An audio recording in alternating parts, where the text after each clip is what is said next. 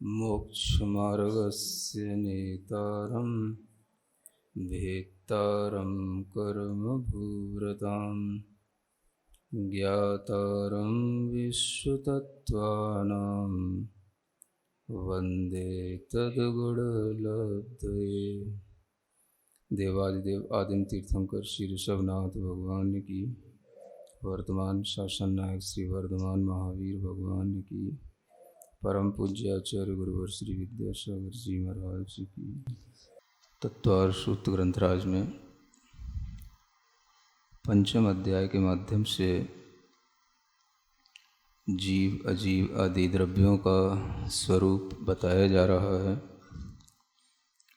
जो भी इस कॉस्मस के अंदर लिविंग एंटिटीज होती हैं, नॉन लिविंग एंटिटीज होती हैं, उनका वास्तव में क्या रियल नेचर होता है, ये इन सूत्रों के साथ में समझाया जा रहा है।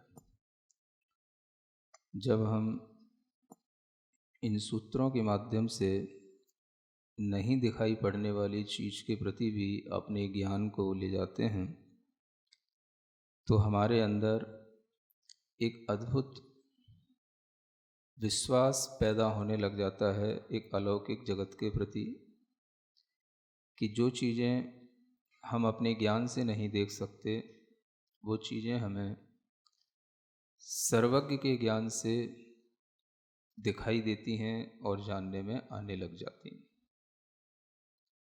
सर्वज्ञ की बात वैज्ञानिक भी मानते हैं, और इस यूनिवर्स का कोई ना कोई एक ऑब्जर्वर है। इसको आइंस्टाइन ने भी स्वीकार किया है कि जो वास्तव में एब्सोल्यूट ट्रुथ है वो किसी यूनिवर्सल ऑब्जर्वर के द्वारा ही जाना जाता है। जब इस तरह की बात वैज्ञानिकों के माध्यम से सुनने को मिलती है तो हमें लगता है कि हम लोग काफ़ी अच्छे हैं उन वैज्ञानिकों से जिन्हें यूनिवर्सल ऑब्जर्वर के बारे में कहना तो आ रहा है, लेकिन उनके बारे में पता कुछ भी नहीं है। और वह शायद उसी कल्पना से जुड़ जाते हैं जो कल्पना एक गॉड की दुनिया ने कर रखी होती है। लेकिन उन सब से हट कर के जब हम एक गॉड की कल्पना नहीं करते हुए हर आत्मा के अंदर जो दिव्यत्व, जो उसके अंदर डिविनिटी छिपी हुई है, उसको जब हम जागृत करने वाले तीर्थंकरों की बात करते हैं तो हमें पता पड़ता है कि यूनिवर्सल ऑब्जर्वर भी इनफाइनाइट हो सकते हैं। एक सिंगल गॉड हमेशा यूनिवर्सल ऑब्जर्वर बना रहे और उसी के लिए सब कुछ ऑब्जर्व करने में आए, बाकी सब ब्लाइंड रहें, इस तरीके की फ़िलॉसफी जैनिज़्म में नहीं होती है। तो ये सब जानते हुए कल आपको बताया था कि धर्म अधर्म और जो एक जीव के प्रदेशों की बात है वो असंख्यात रूप में होती है। ये संख्यात, असंख्यात और अनंत की गणना जो हमको बताई जाती है, ये अपने आप में साइंस भी है, और इस साइंस के साथ साथ हमारे अंदर अनंत से भी अपने ज्ञान को खेलने का एक मौका मिलता है। तो अगर हम अपनी नॉलेज को इस तरीके से लगा दें कि जहाँ पर हमारे लिए अनंत का भी कैलकुलेशन करने आने लगे, अनंत में भी हम कंपैरिजन करने लगें, अनंत में होने वाली चीज़ों को भी हम जानने लगें, तो हमारा ज्ञान यहाँ पर बैठे बैठे भी बहुत बड़ा हो जाता है। और इस तरह के खेल में अगर हमारा ज्ञान लग जाता है तो फिर हमें जो छोटा मोटा ज्ञान है वो अपने आप हासिल हो जाता है। आगे अनंत प्रदेशों के बारे में बताने के लिए एक सूत्र आता है, आकाशस्यानंताः। आकाश भी एक द्रव्य है और वह अनंत प्रदेश वाला है ना। प्रदेश का मतलब आपके दिमाग में ये होना चाहिए कि प्रदेश कहते ही हमें एक सिंगल जो परमाणु होता है ना, आज की भाषा में हम उसे एटम जरूर कहें, लेकिन उसका जो अपने दिमाग में फिगर बनना चाहिए वो इस रूप में कि वो एक अविभाज्य कण होता है। अविभाज्य कण का मतलब, हाँ, जिसका कोई फर्दर कोई पार्ट नहीं हो सकता हो, उसको बोलते हैं एटम, है ना। तो इस तरीके का कोई एटम, इस तरीके का कोई पार्टिकल, इस तरीके का कोई सबसे फाइनेस्ट जो पुद्गल का ये हिस्सा होगा, उसके माध्यम से ही सब कुछ ये गणना की जाती है। वो एक यूनिट बन जाता है और उसी के माध्यम से, उस पॉइंट के माध्यम से ही इन सब प्रदेशों को जाना जाता है और वह पॉइंट ही प्रदेश होता है, जो स्पेस पॉइंट जिसको बोलते हैं, आकाश के प्रदेश। और वही पुद्गल परमाणु के बराबर होता है। तो पुद्गल परमाणु के प्रदेश हों चाहे धर्म द्रव्य के प्रदेश हों, प्रदेश जहाँ पर आ जाएगा वो सब एक सिंगल स्पेस पॉइंट से नापा जाएगा। तो उसी को यहाँ समझाते हुए कहा जा रहा है कि आकाश के अनंत प्रदेश होते हैं। कितने? अनंत। माने अगर हम देखें कि इस यूनिवर्स के अंदर अनंत प्रदेश वाला कोई द्रव्य है, तो इस यूनिवर्स में कोई भी द्रव्य अनंत प्रदेश वाला आपको इसलिए नहीं मिलेगा कि आकाश जो अनंत है वो इस यूनिवर्स के अंदर नहीं है। जब वो अनंत हो जाएगा तो जिसे हम ये यूनिवर्स बोल रहे हैं, ये इस यूनिवर्स का मतलब जिसमें कि जीव आदि द्रव्य रह रहे हैं, तो वो अनंत होने के कारण से वो उससे भी परे हो जाएगा, है ना। तो अनंत प्रदेश वाला अगर कोई द्रव्य होता है तो वो पुद्गल द्रव्य होता है ना। जो यहाँ पर आकाश आपको बताया जा रहा है अनंत, ये अनंत वो है जो लोक के भी परे है।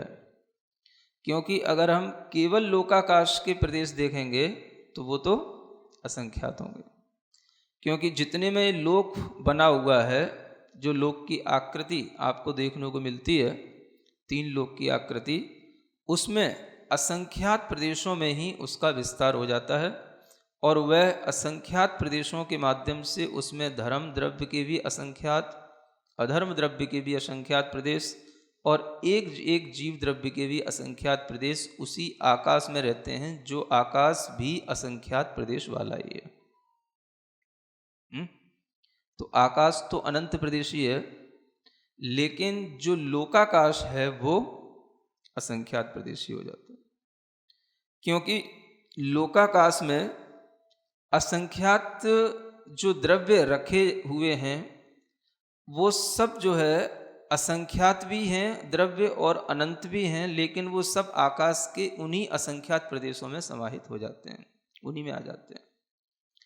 अब ये भी एक बड़ी विचित्र बात है कि आकाश के इन असंख्यात ही प्रदेशों में, है ना, बहुत सारे पुद्गल रह रहे हैं, बहुत सारे जीव रह रहे हैं और अन्य भी द्रव्य रह रहे हैं। तो आचार्य कहते हैं कि इसमें भी एक बहुत बड़ा आकाश की अवगाहन जो शक्ति है वो एक उसका बहुत बड़ा कारण है। कौन सा? एक तो आकाश की अवगाहन शक्ति, और दूसरा जो परमाणु होता है उस परमाणु में भी अवगाहन शक्ति होती है। तो पुद्गलों में भी अवगाहन शक्ति है और आकाश में भी अवगाहन शक्ति है। इसी के कारण से यहाँ पर अनंतानंत पुद्गल भी रह जाते हैं, और जो आकाश में अवगाहन शक्ति होने के कारण से सभी द्रव्य अगर अनंत संख्या वाले भी हैं तो वो भी इसी में रह जाएंगे। क्योंकि हर एक द्रव्य अपने प्रदेशों को फैला करके नहीं रहता। द्रव्य के प्रदेश अपने आप में संकुचित और विस्तार स्वभाव वाले भी हैं जो अनंत की संख्या में हैं। जैसे जीव द्रव्य अनंत हैं, द्रव्य तो जीव अनंत हैं, लेकिन प्रदेश एक एक द्रव्य के असंख्यात हैं। तो अनंत जीव भी जहाँ रहते हैं वहाँ पर अनंत जीवों के साथ में जिन जीवों के प्रदेश रहते हैं वो प्रदेश असंख्यात, सबके अपने अपने अलग अलग हैं। और वो अनंत जीव भी, अनंत पुद्गल भी यहाँ पर रह जाएंगे। उन सब जीवों के अंदर भी संकोच विस्तार का स्वभाव है और पुद्गलों के अंदर भी ये संकोच विस्तार का स्वभाव होता है। एक परमाणु के अंदर भी इतनी शक्ति है कि वो भी अपने अंदर अनंत परमाणुओं को समाहित कर सकता है। समझ आ रहा है? मुझे लगता है कि ये एटम बॉम्ब का जो प्रिंसिपल है ये इसी पर डिपेंड है। ये समझ आ रहा है ना? एटम को बॉम्ब बनाना माने एक परमाणु में अनंत परमाणुओं की शक्ति डालना, ये अपने आप में ये जो विज्ञान ने डिस्कवर किया है ये इसी सिद्धांत से हुआ है। ये सभी आचार्यों ने माना है। एक परमाणु के पास में इतनी अवगाहन शक्ति है तो हम उसी का फायदा उठाते हैं। समझ आ रहा है? और इस तरह की शक्ति हमें महसूस भी होती है। चलो ये तो चलो ऐसी चीज़ें होंगी जो इनविजिबल है, हमें देखने में नहीं आती, है ना। अगर आपको थोड़ा सा इसको एक्सपीरियंस करना है तो आप ऐसी चीज़ों को देख सकते हैं कि छोटी सी चीज़ में भी कितनी शक्ति होती है। जैसे मान लो कोई सेंट की शीशी हो, है ना, परफ्यूम सेंट की शीशी कोई हो, और उसको जो है आप उसका थोड़ा सा केवल एक बूंद बराबर जो है बस आप उसको अपनी हाथ पे लगा लो, है ना। फिर वो आपके हाथ किसी कपड़े से लग जाएं, शरीर से लग जाएं, किसी से लग जाएं, अपने आप वह खुशबू सब जगह पहुंचती चली जाती है, पूरे कमरे में हो जाती है। ये कैसे हो गया?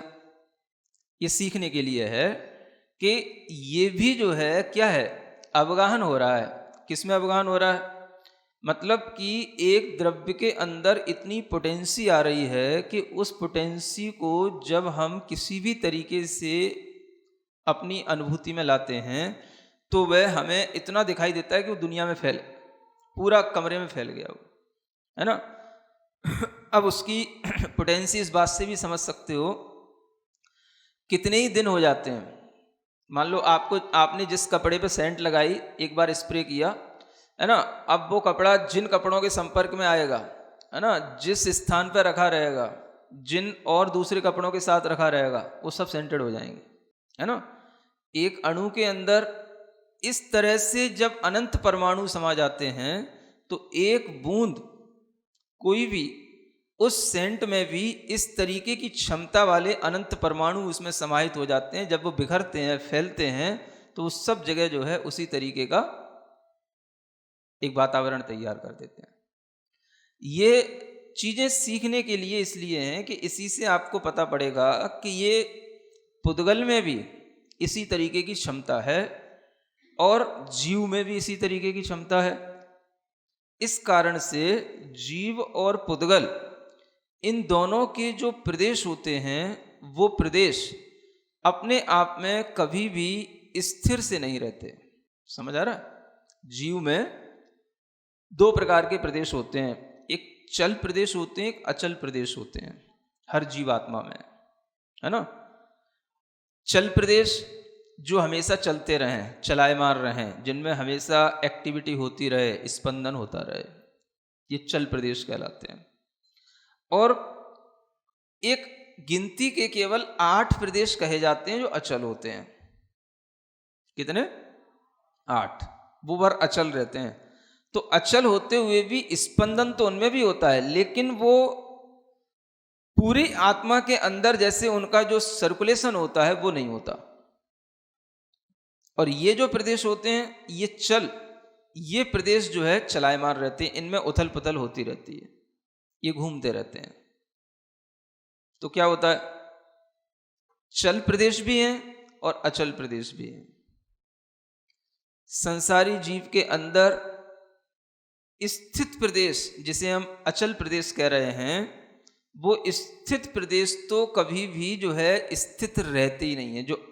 जो अचल हैं बस वही अचल रहेंगे, जो चलायमान हैं वो हमेशा चलते ही रहेंगे, जो अस्थित हैं वो चल हैं और जो स्थित हैं वो अचल हैं।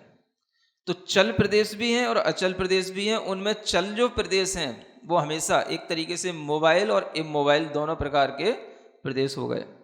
तो जो हमेशा घूम रहे हैं वो हमेशा घूमते ही रहते हैं, और उनके घूमने में भी अंतर आ जाता है जब हम कुछ एक्स्ट्रा एक्टिविटी करते हैं, है ना, अथवा अपने इमोशंस कुछ इस तरीके के होते हैं कि जब अपन बहुत ज़्यादा एंग्री मूड में होते हैं, बहुत ज़्यादा किसी के प्रति मतलब चिल्लाते हैं, किसी पर जो है बहुत गुस्से के साथ रिएक्ट करते हैं, अथवा जब अपने अंदर कोई बहुत ज़्यादा पीड़ा होती है ना, तो इस स्थिति में वह प्रदेश और ज़्यादा उनके अंदर मूवमेंट आ जाता है, और ज़्यादा वो चलायमान हो जाते हैं। और जब जीव एक शरीर को छोड़कर के भी दूसरे शरीर की ओर जाता है, तब भी उसके प्रदेश चलायमान ही रहते हैं। विग्रह गति में भी प्रदेशों में परिस्पंदन चलता रहता है। ये परिस्पंदन के कारण से ही कर्मों का आश्रव और कर्मों का बंध होता रहता है। तो जीव के ये प्रदेश अचल कब होते हैं? जब सिद्ध बन जाते हैं, मुक्त जीव जो हो गए, बस उनके प्रदेश अचल होंगे। अथवा जो 14वें गुण स्थान वाले अयोगी केवली हैं, उनके प्रदेश अचल होंगे। बाकी सबके प्रदेश चलायमान रहेंगे, यहां तक कि अरिहंत भगवान के भी, क्योंकि वो भी अभी कायवान हैं, शरीर है, शरीर के साथ उनकी भी एक्टिविटी चल रही है, उनके लिए भी काय से योग हो रहा है, वचन से भी योग हो रहा है, और किसी अपेक्षा से द्रव्य मन से भी योग चलता ही रहता है। तो उनके अंदर भी ये सब चलायमान प्रदेश होने के कारण से उनको भी हम बिल्कुल अचल प्रदेश वाला नहीं कह सकते हैं। तो अचल प्रदेश वाले केवल अयोग केवली हुए, मुक्त जीव हुए, सिद्ध जीव हुए। बाकी सब संसारी जीवों के प्रदेश चलायमान रहते हैं। अब इतना ही है। अब देखो, ये भी हमें कभी कभी महसूस हो सकता है, जब हम बहुत तेज कहीं घूम लिए हों, है ना, तब आप कहते हो मेरा दिमाग चक्कर खा रहा है ना, आपकी आंखों के सामने हर चीज घूमती हुई सी दिखाई देती है। तो उस समय पर क्या होता है, यही चलायमान प्रदेश इनमें जो है, इनकी स्पीड जो है ज्यादा हो जाती है, ये और ज्यादा घूमने लग जाते हैं।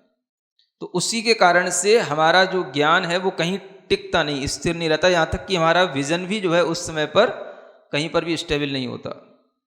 माने चीज भी हमको जो है बिल्कुल घूमती हुई नजर आएगी। हम किसी चीज पर भी फोकस करेंगे तो वो भी हमको एकदम से धुंधली सी दिखाई देगी। जब आप कहीं तेज दौड़ करके कहीं किसी चीज को देखोगे बैठ करके, तो आपको चीजें भी धुंधली दिखाई देंगी। अगर कहीं कुछ लिखा हुआ है सामने, तो आपको वो हिलता हुआ दिखाई देगा, सीधा नहीं दिखाई देगा, सही से पढ़ नहीं पाओगे। तो ये प्रदेशों के बारे में इसलिए आपको बता रहे हैं कि आपको थोड़ा सा कुछ तो अनुभव हो कि ये प्रदेश क्या है ना। इसका हमें कुछ एक्सपीरियंस होता भी है कि नहीं होता है, तो एक्सपीरियंस इसी तरीके से होता है। और आचार्य कहते हैं कि इन चल और अचल प्रदेशों के माध्यम से हमेशा कर्मों का आश्रव भी होता रहता है, लेकिन चल प्रदेश ही संसारी जीव के लिए सबसे ज़्यादा होते हैं। और जो जितना ज़्यादा ये तरह तरह की क्रियाएं करता है, चाहे वो मानसिक सोच रूप क्रियाएं हों, चाहे वो बोलने वाली हों, चाहे वो बैठे बैठे भी करने वाली हों, जब व्यक्ति किसी भी तरह से अपने आप को इन क्रियाओं से जोड़ के रखता है, तो उसके प्रदेशों में चलपना अधिक हो जाता है। सुन रहे? तो क्या करना है आपको? आत्मा के असंख्यात प्रदेश हैं। कितने? असंख्यात। एक फीलिंग करना है ना। संख्यात नहीं है मतलब लाख, 2 लाख, 10 लाख, 20 लाख, 20 खरब, 20 नील, महानील, महाशंख, सब क्रॉस कर गए अपन, है ना। करोड़ करोड़, पूर्व कोटि, ये सब क्रॉस करने के बाद में जो असंख्यात संख्या होती है, हमारे पास में उतने असंख्यात प्रदेश हैं। सुन रहे हो? इतने असंख्यात प्रदेश वाला आत्मा है। इसको अगर हम थोड़ी देर दे देखें कि हमारे पास कितना बड़ा अपना खुद का अस्तित्व है, छोटा मोटा नहीं है।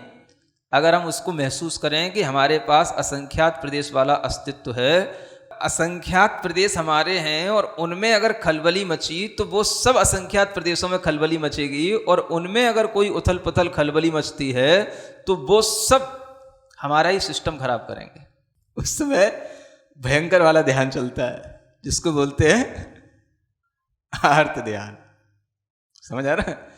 तो इस तरह से जब हम फील करेंगे कि ये हमारी आत्मा के प्रदेशों में होने वाला है ना, ये परिणमन है, तभी हमें ये प्रदेश समझ में आएंगे कि देखो, आकाश के अनंत प्रदेश और आत्मा में केवल असंख्यात प्रदेश, और आत्माएं कितनी? अनंत, और हर आत्मा के असंख्यात प्रदेश, और वो सब रह रहे हैं किसमें? अनंत आकाश में नहीं रह रहे हैं, असंख्यात प्रदेश वाले लोकाकाश में ही रह रहे हैं, है ना। अब ये देखो कि ये जो विभाजन है, इस विभाजन को भी हम अनेकांत दृष्टि से देखें। हर द्रव्य में जो भी हमने ऊपर द्रव्य बताए हैं, जैसे धर्म द्रव्य बताया, अधर्म द्रव्य बताया, एक जीव के प्रदेश बताए, है ना, आकाश के अनंत प्रदेश बताए, ये सब एक रूप हैं कि अनेक रूप हैं? द्रव्य में एकत्व भी है और अनेकत्व भी है।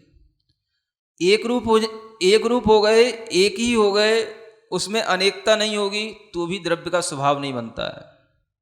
तो द्रव्य का स्वभाव कैसा होता है? एक अनेक रूप होता है। यानी जो चीज एक रूप है वो हमें अनेक रूप भी दिखाई देगी, समझ में आएगी। किसी ना किसी अपेक्षा से उस चीज में अनेकत्व भी घटित हो जाता है। जैसे आकाश में ही हम देखो, अब आकाश एक द्रव्य है, ऊपर कहा था ना, एक अखंड द्रव्य है। अब यहां पर हम देख रहे हैं कि आकाश के हमने खंड कर दिए, एक लोकाकाश, एक अलोकाकाश।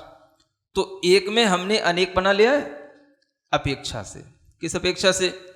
जितने में वह जीवादि द्रव्य रह रहे हैं उतने आकाश को हमने लोकाकाश कह लिया, स्वीकार कर लिया, और जो उस लोकाकाश के परे है वो सब क्या हो गया?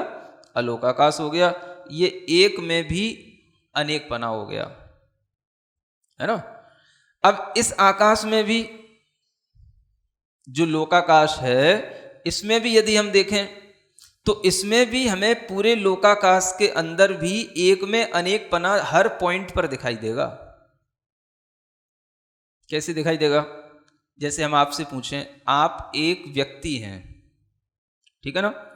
एक व्यक्ति होते हुए भी आपके हाथ, आपके पैर, आपकी आंख, आपकी नाक, आपके नाखून, आपके घुटने, पूरे शरीर में बाल, पूरे शरीर के अंदर जो है ब्लड आदि, ये सब अनेक चीजें हैं, और इन अनेकों के साथ में भी आप एक हैं। सुन रहे हैं? अनेक के साथ एक कैसे होता है? इस उदाहरण को ध्यान में रखो। ऐसे ही हम आपको ये फील कराना चाह रहे हैं कि पूरे लोकाकाश में एक पना तो है, लेकिन हर पॉइंट पर अनेक पना भी है। और लोकाकाश एक दृष्टि से देखोगे तो आपको अनेक रूप में देखने को मिलेगा। कैसे मिलेगा? किसी लोकाकाश के ऊपर देखोगे वहां पर असंख्यात पुद्गल द्रव्य हैं, किसी पॉइंट पर देखोगे अनंत पुद्गल द्रव्य हैं, किसी पर देखोगे वहां पर त्रस जीव ज़्यादा हैं, किसी पॉइंट पर जो है स्थावर जीव ज़्यादा हैं, कहीं पर सिद्ध जीव हैं, कहीं पर नहीं हैं। हर पॉइंट पर आपको अलग अलग रूप में अनेकता दिखाई देगी। जब आप सर्वज्ञ बन जाओगे तब दिखाई देगा आपको। इसी को बोलते हैं अनेकांत। हर द्रव्य में अनेक धर्म होने के कारण से उसके अंदर अनेकांतपना हमें घटित करना ही है।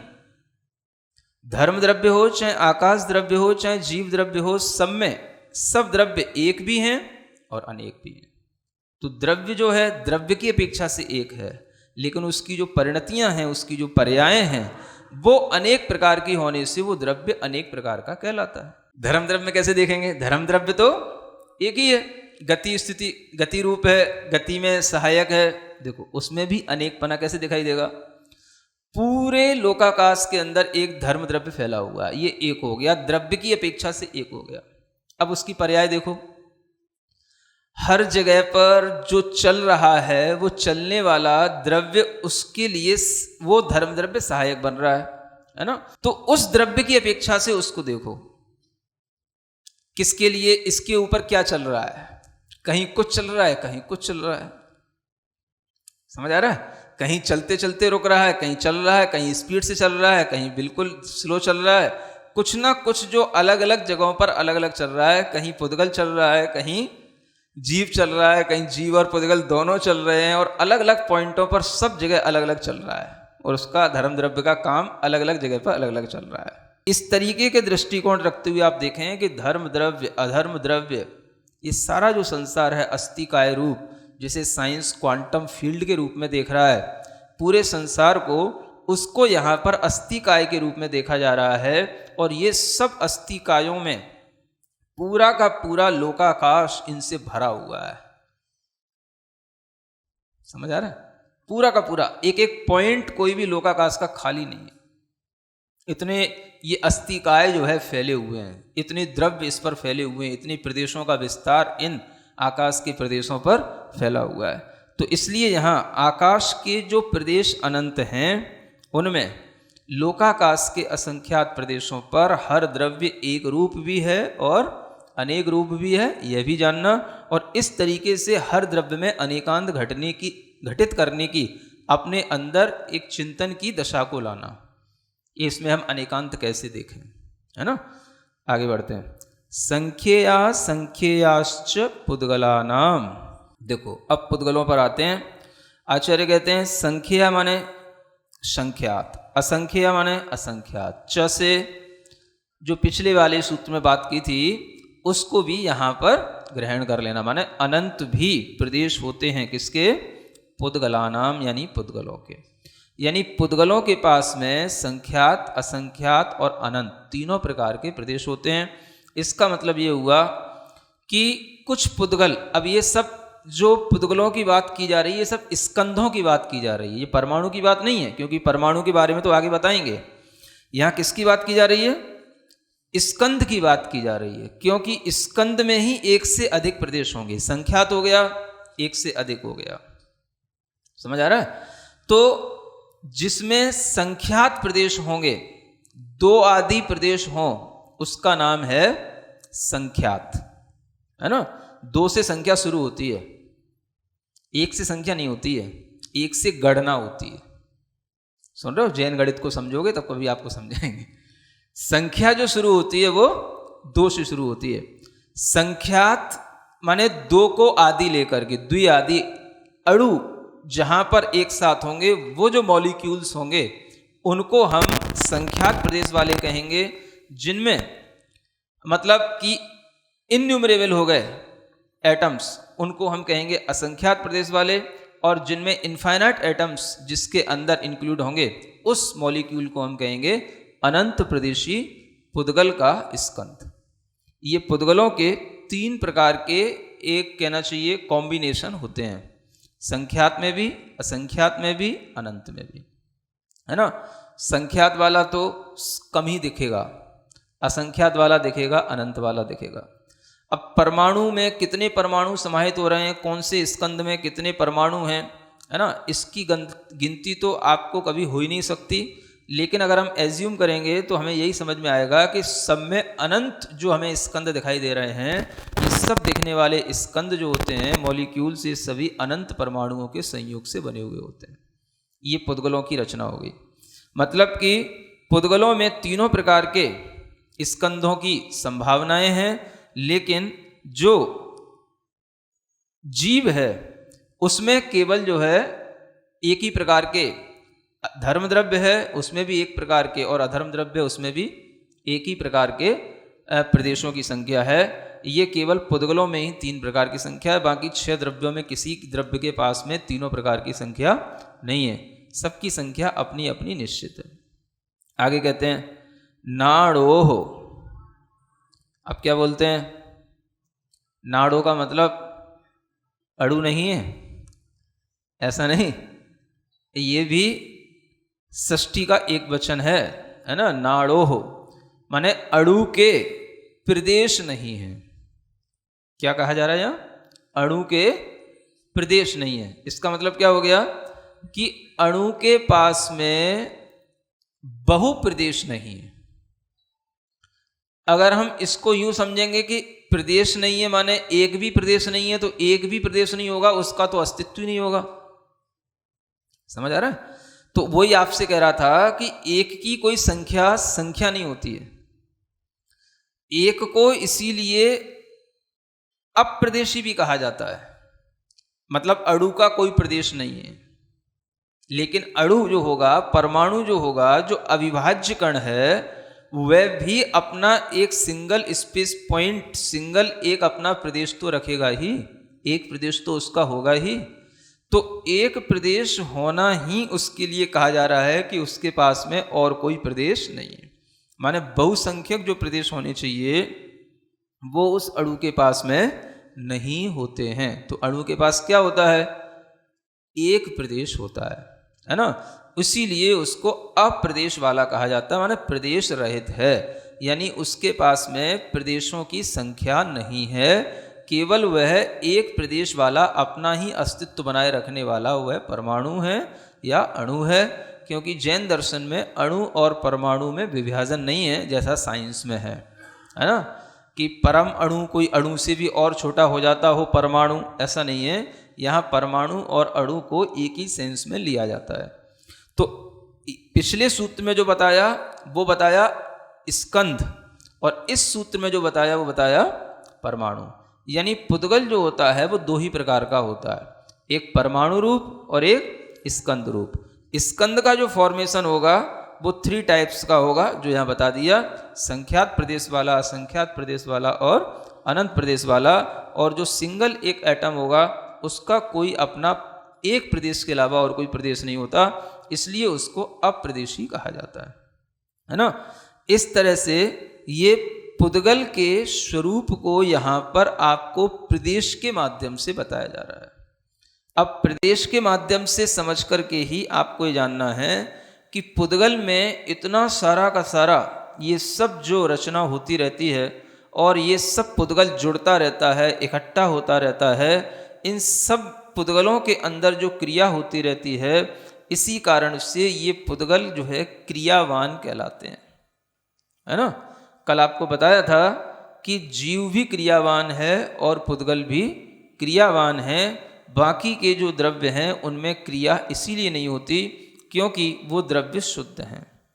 और शुद्ध द्रव्य में भी अगर हम क्रिया देखें, कौन सी क्रिया? क्रिया तो उसी को बताया गया जो एक स्थान से स्थानांतर होने वाली हो। सिद्ध जीव भी जिस समय पर सिद्ध बनते हैं उस समय पर सिद्ध बनकर के 14वें गुण स्थान से यहाँ से 7 राजू की दूरी तय करते हैं लोक के अग्रभाग तक जाने के लिए। उस समय वो सिद्ध होकर के ही तो कर रहे हैं, सिद्ध तो हो गए, और सिद्ध होने के बाद में वो है उनके लिए 7 राजू की दूरी तय हो रही है। एक क्रिया एक समय के लिए तो हो रही है। जैन साइंस जो है एक एक समय की भी जो परिणति है उसको भी पकड़ता है। तो एक समय की भी जो क्रिया हो रही है वो सिद्ध जीवों की क्रिया हो गई, उसके बाद में वो सिद्ध जीव फिर क्रिया से रहित हो गए। समझ आ रहा है? तो ये देखो, ये अपेक्षाएं होती हैं कि किसी अपेक्षा से सिद्ध जीव में भी क्रिया हो गई, एक समय के लिए ही हुई और बहुत बड़ी क्रिया है। एक समय में 7 राजू तय कर लेना, समझ आ रहा है ना। तो ये उनके अंदर की सबसे बड़ी क्रिया है। इसलिए कल जो आपको बताया था शुद्ध जीव में क्रिया नहीं होती, वो उनके लिए जो शुद्ध बन करके बैठे हैं, और आज जो बताया वो किन के लिए? जो शुद्ध बन करके बैठने वहां जा रहे हैं। दोनों में अंतर हो गया। तो इस तरह से जीवों में क्रिया भी है, पुद्गलों में भी क्रिया है जो आपको दिखाई दे रही है, बाकी के किसी द्रव्यों में क्रिया नहीं है। इसलिए यहाँ पर जो भी सूत्र आए हैं उन सूत्रों का अच्छे ढंग से चिंतन मनन करें, आपको बड़ा अच्छा लगेगा और आपके ज्ञान का विकास होगा। आज के लिए इतना ही पर्याप्त। सिरिजिणवाणी जग कल्याणी जग जन मदतम मोहरी जणमण हारी गढ़हर हारी जम जरा भव रोग हरि तिथ्य राणम दिव्य झुणिम जो पढ़ई सुणई मय्ये धारई राणम सौख मणंतम धरिय सासद मोक्ष पदम पावई सासद मोक्ष पदम पावई।